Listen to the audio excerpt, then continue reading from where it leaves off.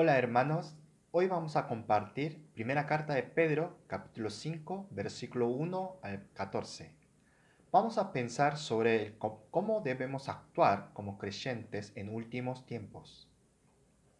En este capítulo, Pedro exhorta a los ancianos y a los jóvenes. Primero a los ancianos, quienes lideraban al grupo de los creyentes, predicando el Evangelio y cuidando a los miembros de la comunidad cristiana. Como Pedro describe, eran testigos de los sufrimientos de Cristo y también son llamados como participantes de la gloria que ha de ser revelada. Pedro en el versículo 2 exhorta: apacienten en rebaño de Dios. Es misma expresión como Jesús se había dicho a Pedro: apacienta a mis ovejas.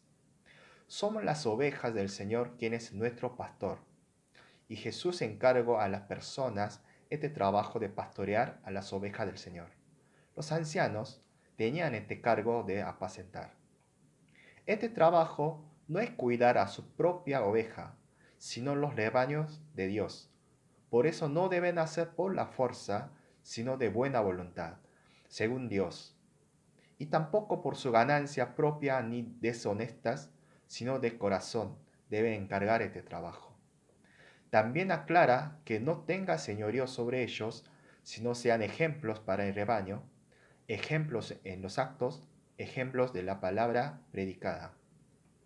Los pastores y los ancianos, los líderes de la iglesia, tenemos a cargo de apacentar a las ovejas del Señor, los miembros de la iglesia. Así que hermanos, les pido por favor que oren por los líderes de la iglesia, para que podamos apacentar a las ovejas del Señor, no por la obligación, sino de buena voluntad según Dios, no por ganancia deshonesta, sino de buen corazón, que tengamos el corazón de Cristo para pastorear.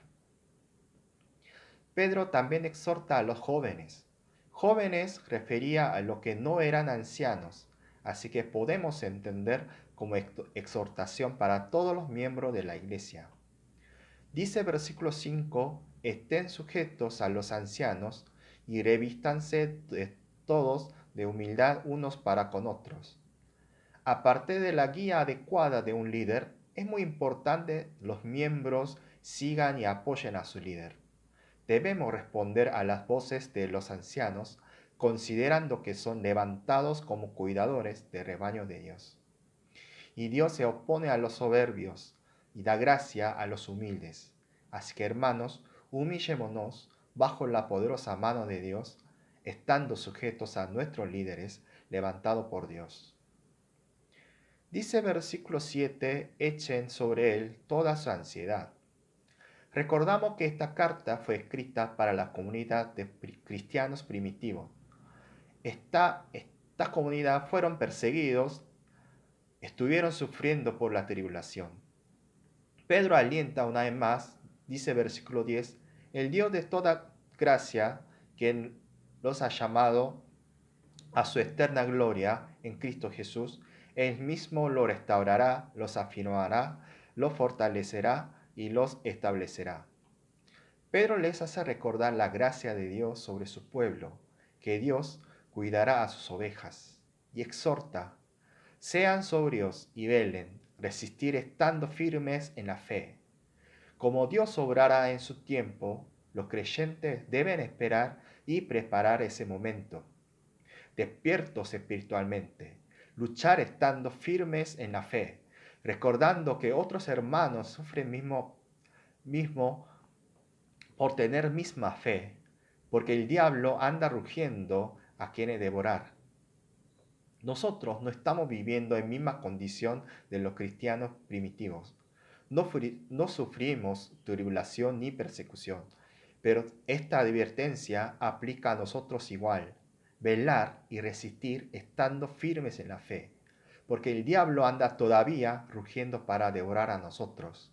Aunque vivimos en otra época, seguimos con las tentaciones y pecado, ignorancia a la fe, seguimiento de la ganancia terrenal, peleas entre hermanos por soberbios. Así que hermanos, sean sobrios y velen, Resistan a las tentaciones estando firmes en la fe. Pedro escribió esta carta a los hermanos que estaban sufriendo por tribulaciones, para exhortar y testificar que esta es la verdadera gracia de Dios. Y esta exhortación de la fe también es para nosotros, quienes vivimos en últimos tiempos esperando la vuelta de Cristo. Velen, despiertos en la fe, resistan, firmes en la fe. La paz sea con todos ustedes que están en Cristo. Amén.